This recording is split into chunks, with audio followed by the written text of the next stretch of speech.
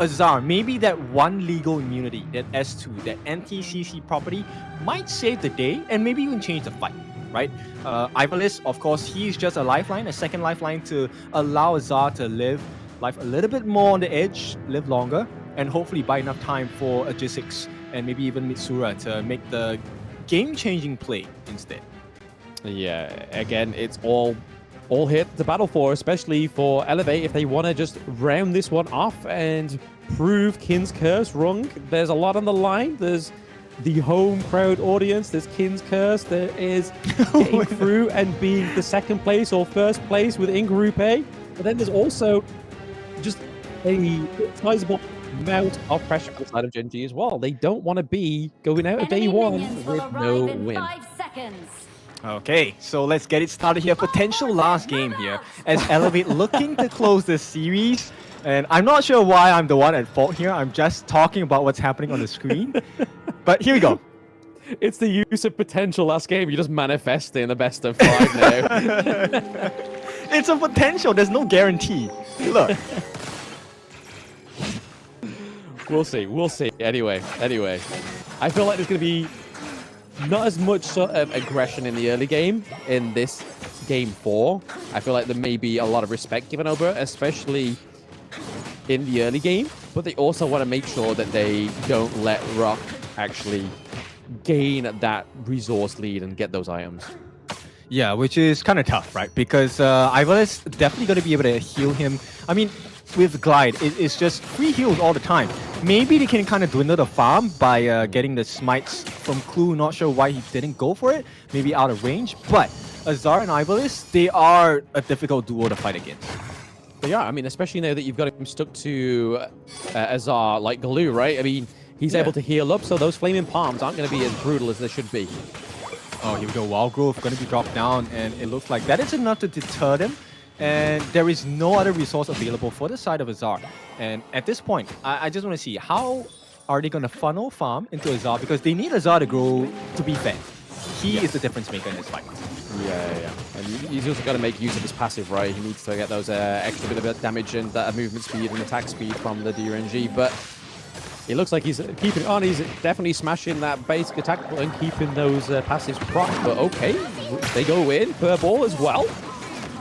Is it going to be anything coming? Oh, flaming palms onto Mitsura, because obviously Ming's not attached to that hero. So I feel like that was calculated by Rock to be like, hey, if my flaming palms are going to be optimal, I need to make sure it's not on Gen.G. Yeah, but top lane as well. Now, this is a potential steal. Going to be successful here, which means Agisics now at level 5, he's going to have the EXP advantage over Ray. Now, how much of a difference is this going to make? I don't think too much at this point. But if Agisics rotates down now and they get a kill onto Rock or even Clue, that's a big win. That's going to be... Oh, Hyde gets first blood. Yep, first blood onto Wawa. So clearly just the fear of having Agisics up into your side of the map was enough for Wawa to crumble there in that 1v1. Yeah, it's a battle of iframes, right? So both players, they have access to iframes, and it looks like Hyde just understands his mind a little bit better. A little bit better. We do see Inua coming in with a little bit of a gank here, just maybe trying to keep Clue and Rock alive, because they're not doing enough damage right now. They definitely need some more resources.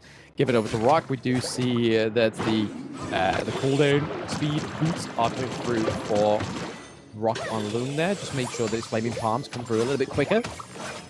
Yeah, at this point, I think CDR definitely important for Rock, right? But more importantly, he needs to even out the lane, because we've already seen the benefits of having a Ming in your lineup, especially when you have someone as damaging as Azar's Gen.G, and a sizable lead already, a 1 level advantage. Close to a full level, in fact. Almost close to a full level, absolutely. Azar is definitely showing his full skills. I mean, in game 1, wasn't looking as great, but I feel like as the series has gone on, Azar's just kind of like, hey, I'm warmed up now. I've definitely got rid of my pre-show jitters, and we're ready to go, and it's proven here. I think there's a lot of indecisiveness coming in. The stun comes in onto Rock here, but they're going to back off. Look, Inua knows that Mitsura is missing every single time, but they just don't want to commit into checking the bushes for some reason. And I think that's a huge mistake. They have to try and make something happen. It's a huge mistake, but at the same time, you can kind of see why. I mean, the CC comes through from either Gen.G or even Princess Frost as well. It's kind of just like, if he checks the wrong brush, that's it, he's gone for. And then if he hasn't quite cleared out his minion wave, then the rotation has gone through from Elevate and just open that T1. But right now, Bitsura giving a lot of attention down into the bot lane just so Rock doesn't get that early game lead that he needs. Oh, this is too much damage coming in from the side of Elevate's minions here. That's a very healthy amount of damage coming onto Gen.G's T1 on the farm lane. And at the same time, this forces the rotation. Now look at Gen.G's positioning now. It's so tough to defend. And look, once again, Hyde steals another camp away from Gen.G. So Ray already not having the best game, didn't die that much. In fact, hasn't died at all. But level deficit, it's too much pain to handle at this point. Too much pain to handle and too much pressure. I mean, Elevate are definitely trying to get this T1 down into the farm lane, and you can kind of see that Ray's not being able to give the attention to the jungle, and Wawa, the leap of fury coming through from a Jizzix claims a second kill for the side of Elevate. Also means that they may take this T1 up into the flash lane as well. Yep, and it looks like it's going to be a guarantee here. So T1 on the top, T1 on the bottom as well. In one fell swoop, 2 towers down. T1 is exposed, and now Gen.G, the map has suddenly become so much smaller for them. Yeah, they've got a lot less safe space for the side of Gen.G. Like, Rock cannot hide in that T1 anymore. He has to be pushed back. It leaves him way more susceptible to a gank from a Jizzix on the Dion way as well. So maybe not the best start for Gen.G, considering they are almost 3k behind as well. It's a horrible position. Here we go. The freeze comes in as well for the prison. Yeah, for prison, we do see Jizzix dives in a little bit too deep here. Doesn't get the kill onto Wawa, but it is going to be Inua picking up the kill there onto Jizzix. They do get a good trade though. T1 for Young Wei. Well, there's no neutral objectives up, and they're not done there. Elevate gets another 2 kills. Yep, Gen.G, that was a questionable decision there. I'm not sure why they still chose to go in, even though they were so low on health. I think that was the perfect timing to just get out of the fight, right? You had a small win, you got the kill on G6, get out. They did not manage to. No, they dipped their toe in the water and it was bit up by a shark. It was definitely not what they wanted to achieve going into that one. There's like, hey, we got Dion Wei, that's great. Let's try and push the back line. They lost their T1, so they had less places to retreat to, and it was showing here. Hyde on this Mayin is playing really well. Yep, and the reason why they were so low in the first place was because of the tokens coming out from Azar. Right, this is one of the benefits of the Demons here pick, right? He is actually able to pierce through his targets as well. So his range is actually longer than what you see and expect. Yeah, absolutely. I mean, if he lands his stun on you as well, that's your physical and medical defense reduced as well. So it just becomes a lot easier to shred targets like the Zhongfei and like the Gudo. Yep, and very subtle movements coming in from Elevate, right? But then all of a sudden, in a blink of an eye, T2's on the top, gone. Yeah, I mean, you don't conquer things over midnight, right? You definitely just divide and conquer slowly, and it's definitely seeming like Elevate got their foot on the gas. They haven't let the foot off since, like, their turnaround in Game 2. Game 3, they completely denied Gen.G of any resources, made them play on the back foot. And it's exactly the same strategy here that Gen.G, just like Alpha 7, aren't playing very reactively, or cannot play to a reactive playstyle. I mean, you can't blame them, right? The fact that they... Oh, hang on. Nothing just yet. Nothing just yet. A little bit tip-tap. Everything gone.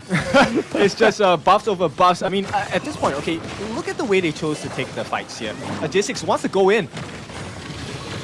He doesn't want to give in, but I think he's just kind of just pushing away, just putting a bit of pressure on, just so that Azar can try and get this T2 down into the farm lane, because, hey, why not? The last standing T2, I believe, is in the mid lane. I would like to report J6 for bullying me here. Every time, it looks like he's going in. He's going in again, and then now he's going to stop, right? And then I'm going to pass it to you, and then suddenly nothing happens. But okay, let me ramble on. I like the fact that Elevate, they actually took the side lanes first, because this is a huge marker. It closes the map quite a lot. And when the map is so open and unsafe for the side of Gen.G, it puts Ray at risk. Ray needs those jungle buffs. He needs the camps, because that is what his skill relies on. So the fact that he does not have access to his camps now, it means Ray is essentially muted for the rest of this game. Yeah, it's a great strategy because as soon as you cut off those side lanes, they're then forced in to defend the mid lane. But then the enemy team can gank from 3 directions. Do you go from the front? Do you go from the side? It's just, there's so much going on here for Elevate. Gen.G, I feel like, just haven't played the early game as well as they should have. Or even, I'm going to say first time of the day, I think the draft is a little bit diff here. Yeah. Okay, maybe more execution than draft, in my opinion. Right now, Gen.G looking more like a charity, and they have more to give. They do have more to give. I mean, Clue is stuck over the wall there. He needs his Leap and Savior to get back to his teammates. And the high ground turret is taking a bit of a punishing there, as well as Clue goes down. It's going to be Iblis getting that kill as well. So already, almost at the 10-minute mark, the shadow variants of neutral objectives are now coming up as well. So it's only going to get, the heat is only going to rise more for Gen.G. Oh, I didn't even know it was not 10 minutes yet. It felt like we were in the middle, like mid-game already. I mean, with the advantage that they have, right? Look, it's, what, 7,000 gold ahead. And Wawa, he's trying his best against Hyde, but Hyde is just going to run away scot-free once again. Once again, I mean, the mates, well, they've let him scot-free so many times, and now they've got the Overlord as well, means that the push is just going to be even more obstructive to the side of Gen.G. They really need to get a good solid defense or even get a few pickoffs. But if you look at like the overall resources, 35k to 27k is it's a hard one to come back from. I mean, it's not impossible. We've seen Elevate do it, but can Gen.G do it? It's 8,000, right? That's a huge difference. It's a couple of items for the side of Elevate that it's going to be a major difference, right? The damage output is going to be on a completely different level coming out from Elevate. Yep. And at this point, they haven't found the solution yet. Look, they have not been able to find and reach touch Ivalice that much yet. And he already has August Word, which means that even if you get the catch on him, he's not going to die that easily. Not going to die that easily, but I mean, Blue's having to be a forceful retreat there. It's taken too much damage from the side of Elevate. Are able to keep the high ground turret in the mid lane alive, and I'm guessing they're going to go for the same rodeo here down into the bottom lane. The Unbridled Outburst comes through, but it doesn't stop at Jizzix there. He's like, hey, no CCT for me. They take down Mitsuru though, but it is going to be a 1-1 trade so far. Can Gen.G do anything here to keep these higher ground turrets alive? Oh, nice flash! It's not looking like it. That was a beautiful flash there. Getting the kill onto Wawa and Inua. Yeah, this is looking like it's going to be the end here. Radiance popped as well. Radiance popped there, yeah, but they still have the Vanguards up at the Crystal as well, so it is going to be Elevate getting that victory in match 3 today, sorry. It seems like such a blur from the stump of Team Vitality, and then for Elevate to lose game 1 so bad, and to come back so strong.